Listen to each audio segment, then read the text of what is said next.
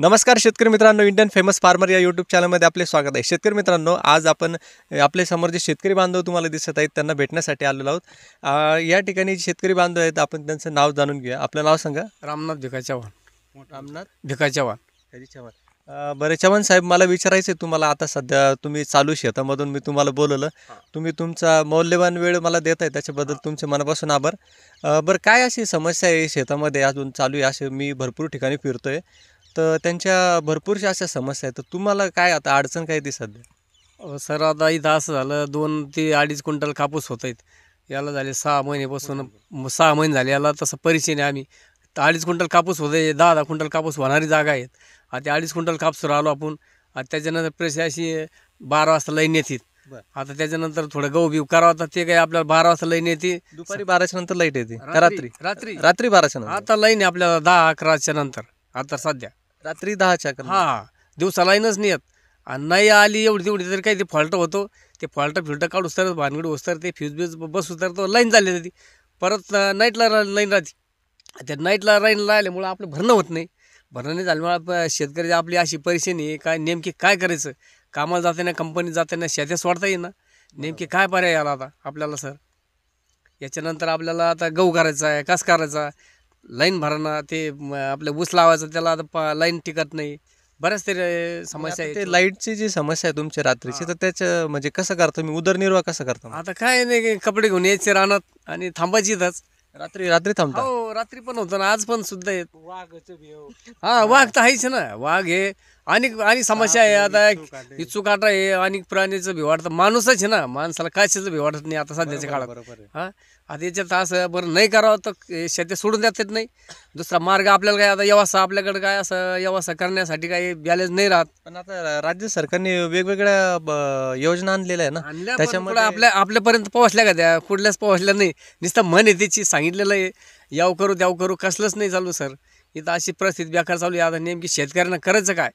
याच्यात असं बरीच समस्या आहे. पण आता याला जबाबदार, याला वाली कोणी नाहीच ना. नुसतं योजना आणल्या पण त्या कुठं आल्या आपल्यापर्यंत? नाही आल्या असं तुम्हाला म्हणायचं? म्हणजे शेतकरी बांधवांचं म्हणणं असं आहे की योजना आल्या आहे पण ते अजून अंमलात आलेलं नाहीये.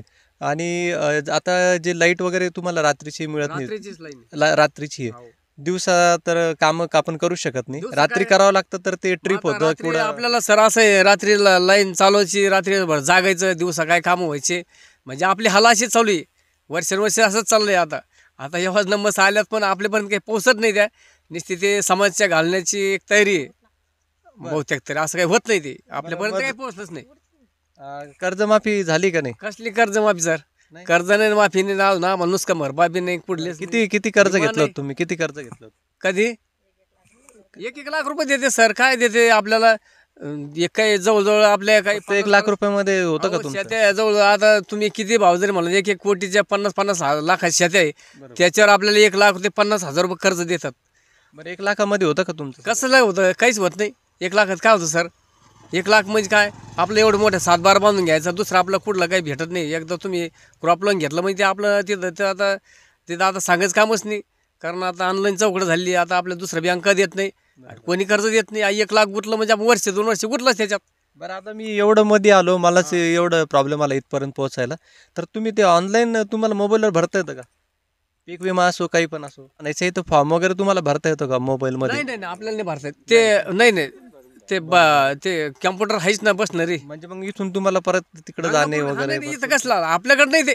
ते ऑनलाईन भरायचं म्हणजे बाहेरच जावं लागतं, तालुक्यात जावं लागतं, नाही तर कुठं एखाद्या स्टॉपला जावं लागतं. असं काही आपल्याकडे नाहीच. ते ऑनलाईन घरून थोडी भरतात आपल्याला. ते मला तेच विचारायचं होतं ऑनलाईन नाही भरतात आपल्याला. या ठिकाणी भरपूरशा अशा समस्या आहे. आणि आता तरी यांचं गाव एवढं मध्ये आलेलं आहे, आम्ही इथं आता लांब पर्यंत आम्हाला काहीच दिसत नाही. दुकानं नाही, काही नाही, कुठल्याही सुविधा काहीच अवेलेबल नाही आहे. ग्रामीण भाग शेतकरी इकडं म्हणजे खेड्यातल्या भागाला ना, इकडं आपल्याला जायचं ठरलं 30-25 किलोमीटर झालं. बापरे. हो, म्हणजे त्यांना एवढ्या समस्यांना सामोरं जावं लागतं. आणि त्यांचे जे ऑनलाईनचे जे प्रश्न आहे, जे की आपण मोबाईलवर सिटीमध्ये बसल्या सहज मोबाईलवर भरून टाकतो, पण त्यांना ते भरता येत नाही. आणि त्याच्यासाठी त्यांना बाहेर भरपूर लांब जावं लागतं, आणि तिथं गेल्यानंतर त्यांना ते करावं लागतं. तर असं काहीतरी शासनाने योजना आखली पाहिजे की डायरेक्ट सरकारचा जो माणूस आहे, सरकारी शासनाचा कर्मचारी, तो तुमच्यापर्यंत आला पाहिजे आणि त्यांनी ऑनलाईन भरून घेतलं पाहिजे. आपल्याला 7-12 काढा ठरला, आपल्या तालुक्यात जावं लागतं. काहीच तलाठी नाही, ग्रामसेवक नाही, हे बाकी हे जी समस्या घालण्याची तयारी आहेत. आपल्याला साधं ग्रामसेवकचे 8चा उतार घ्यायचा झाला तर 4 दिवस आधी सांगावं लागतं. ते 8-8 दिवसाला चक्कर मारतात. आता नंतर येऊ, मग येऊ, गुरुवारी येऊ, बुधवारी येऊ, असं करत राहतात. कधी आपल्याला उपलब्ध भेटत ते नाही. कुठलाच गव्हर्नमेंटची आपल्याला काही अशी सुविधा खूप झालेली असं काही नाही, आतापर्यंत काहीच नाही. कोणतीच तुम्हाला काहीच सुविधा नाही. भेटली नाही, काहीच कोणती नाही. योजना? आपण हे असं आपल्याला कुठं उभं करा असं, म्हणजे असे हे ग्रामीण भाग आला ना, हा कुठं उभा जरी केला हा शेतकरी परिषदेमध्येच. मी तर ऐकलं पण शासनाच्या खूप साऱ्या योजना आहे नाही, नाही, शेतकऱ्यांसाठी. काहीच विहीर योजना आहे, ही काहीच योजना आहे, नाही, ती सरळ योजना आहे, सरळ पीक विमा. हे आता काहीच नाही याच्यात, काहीच नाही अजून तपर्यंत काहीच नाही याच्यात. नाही भेटली. नाही नाही नाही, काहीच नाही याच्यात, काहीच नाही आपल्याला. आता काय लावताय तुम्ही शेतामध्ये? आता ऊस लावून राहिलो थोडा. ऊस. हा, ऊसाला पाणी वगैरे तसं सगळं मग पुरेसं? आता विहिरी किती आहे? येईल का असंच असं बोर आहेत. आता बोरला काही पाणी, कधी लाईन टिकत नाही, पाणी आहे तर लाईन नाही. ज्या टायमाला लाईन होती त्या टायमाला पाणी नव्हतं. आणि समस्या भरपूरच तरी झाल्या. एक समजा आता तुम्ही ऊसाचं पीक घेणार, किती खर्च होतो साधारण? साधारण तरी आपल्याला आता हे 10 ते 10 म्हणजे 10, 20, 25 हजार रुपये खर्च येतोच त्याला. बरं. आणि ते किती येतं उत्पन्न समजा आपण उत्पन्न जर काय पूर्ण- येतं सर, कधी 35 टन होतं, 40च्या आतमध्ये 35 टनापर्यंत होतं ते. बरं. हो, त्याच्यात वर्षभर हे मोटर सांभाळणं आहे, लाईन सांभाळणं आहे, एक माणूस सांभाळणं आहे, आपल्याला जाणं आहे, येणं आहे. ते रात्रीचा प्रश्न येतोय, भरपूरच आर्थिक प्रश्न राहतात. आणि मजूर वगैरे येते? मजूर तर भरपूर, मजुराच होतच नाही आता.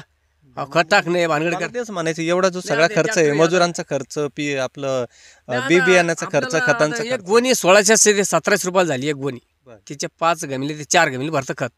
त्या जवळजवळ 15 ते 16 गोणी आपल्याला एकाला टाका लागतात. बरं. मग ते जवळ 15-16 हजार रुपयाचं तेच खत होतं. बाकी मोटर जळेल त्याचे 4,000 रुपये, मोटर काढण्याचे 5,000 रुपये. म्हणजे असं ते जवळजवळ आपल्याला थोडंसं परवडतं. एक तिसऱ्या 2 हेटेचे हिस्से जाते आणि एक हिस्सा राहतो फक्त आपल्याला. असं धरून चालायचं. 10,000 रुपयाचा फायदा भेटतो, 20,000 रुपये खर्च होऊन जातं, असं धरून चालायचं. मग एवढ्या याच्यात तुम्हाला परवडतं का पण? कसलं परवडतं सर, पण आता काय करणार त्याला आपण? करायला पर्यायच नाही ना आपल्याकडं. काही धंदा टाकावा तर पैसा नाही, आणि धंदा टाकायला समजाच शेतकऱ्यांनी धंदा टाकले ते चालच कसं आपलं? यात आपलं शेतकरी, परंपरा आलेलीच हा ना. बरोबर आहे. शेतीच राहिली नाही तर मग देश कसा चालणार? हे पब्लिकसाठी, जनतेसाठी चालू आहे आमचे खटपटू. बरोबर. पीक काढायचं आणि तिकडे नेऊन घालायचं, पीक काढायचं आणि तिकडे नेऊन घालायचं. बरोबर आम्हाला आहे. काही या राहत नाही. ठिकाणी शेतकरी बांधवांचं असं म्हणणं आहे की पैसे तर सगळेच कमवतात, पण याच्यामधून जे मेन भाग आहे आपलं रोजच्या जीवनमानाचा, जो आपण जे खानपान आहे आपलं, ते शेतीतूनच उगतं आणि तिथून उगल्यानंतर आपण त्या सगळ्या गोष्टी आपल्यापर्यंत पोहोचतात आणि ते काम करतात. त्याच्यासाठी तुम्हाला मनापासून धन्यवाद. आणि खूप तुम्ही चांगलं काम करताय. पैसे सगळेच कमवतात, पैशासाठीच सगळे करतात, पण तुम्ही एक चांगलं काम करताय. शेती करणं म्हणजे सोपं काम नाही आहे. पण आम्हाला सर, हितासाठी करतात शेतकरी जे करताय ना, हो, हो. तर हे देश हितासाठी करतात. देश हितासाठी. शेतकरी जगला तर देश जगेला. आपल्याला सर, आपल्याला 10-5% राहते. बाकी सारे जनते करतात हे उत्पन्न काढणं, पाठवणं, साखर तयार करणं, ऊस पाठवणं, साखरी तयार करणं, हे सारं. तर या ठिकाणी आपण आलो होतो, शेतकरी बांधवांच्या समस्या जाणून घेतल्यात.